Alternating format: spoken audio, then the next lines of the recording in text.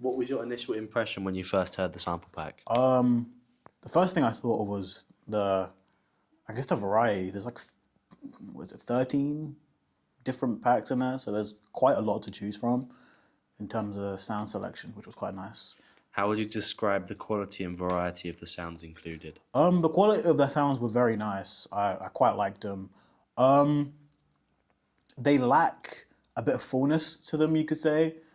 They require a bit of mixing to get them to the right depth of sound, but overall they sounded good. They were leveled right, so you don't have to really worry about changing levels or anything. Overall, they were good sounds. I liked them. Did you find the samples easy to integrate into your own project? Um, yeah, I found them quite easy. There were some things that were a bit laborious, you could say, I guess, about it.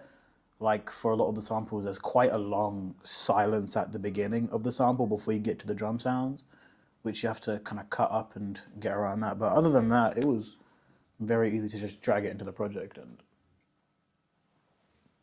Which sample stood out to you the most and why? um, sample pack one. I think it's just because it's the first one I looked on, but I quite like the way it sounds. It sounds really good. I like that one. How do you think this sample pack compares to others you have used?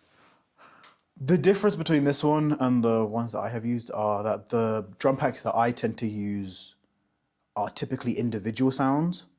So you just have, the one kick and the one snare and the one hi-hat, or, the one perk or something. But this is more of like a loop, that you can cut up and switch around to your liking. So Were there any sounds or features you felt were missing or could be improved? um I guess more unique sounds, like stuff that aren't typically in a drum loop pack, like, cowbells and, stuff like that. How did using this sample pack influence your creative process or workflow? It actually did influence my creative process quite a lot. I've never, even attempted to make drum and bass before. So using that drum pack, it kind of forced me to work a bit differently than I usually do. Um, but yeah, overall, the way it made me, adapt my workflow was, I guess I never really used samples either, at least drum samples at that. So that was a new experience, which was nice. It was good. Would you recommend this sample pack to other producers? If so, what kind of producers would benefit the most? Um, I would definitely recommend it to producers. I think it's a great loop pack. I think it's really helpful. Um, I think I'd gear it more towards people that do genres that are high energy and fast, like drum and bass, or some techno songs and stuff like that. I think it's really good for those type of genres. Okay, can you share a specific project or track where you used these samples and how they contributed to the final result? Yeah. I made a track with it last week called DNB Test Number Three. It was obviously the third one that I'd made. And I decided to do something a little different this time. I cut up something from the drums and switched them around, which I hadn't done yet at this point. So I just chopped it up and switched the drums around first, which gave it a new feel, and I sped it up quite a lot. And then I added my other sample, which was a song I found on YouTube, and my pad synth from Serum. But overall, the sample kind of took lead on the track. It had a really nice up tempo feeling, and I really liked it. How did you go in the process of making these tracks?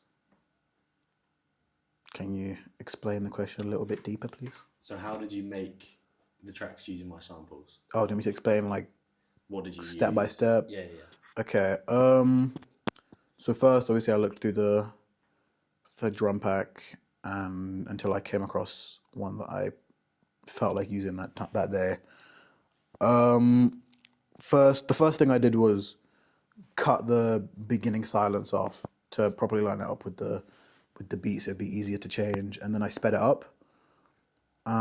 Chopped up a beginning section that I thought would sound really good at the end as kind of a transition to the next part, and then looped that a couple of times.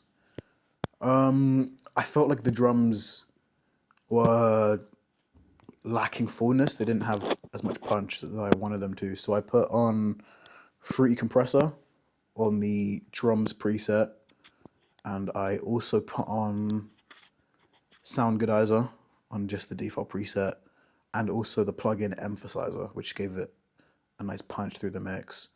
I then went on Serum 2 and used the preset, I think it's Analog Butters.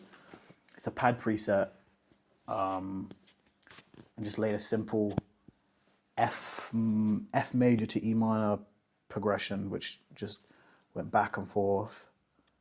I then went on Sample It and clicked through some of the sounds until I found a sample that I liked.